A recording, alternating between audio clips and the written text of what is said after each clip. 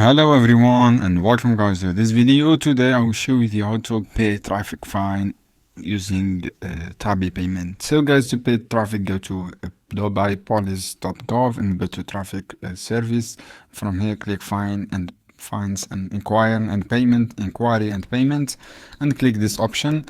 After that guys, wait to loading this page, and from here guys click payment, scroll down, you have plate details, and from here choose the payment method and here, and from here choose the credit card, your tabby payment, your number of tabby card.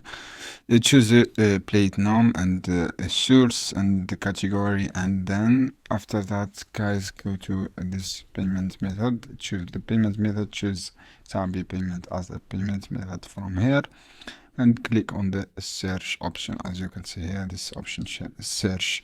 This is how you can do guys. I hope this video helpful for you. Then don't forget to give like and share this video for more content, and see you on another video soon. Just guys go to this payment and choose tabby as a payment method.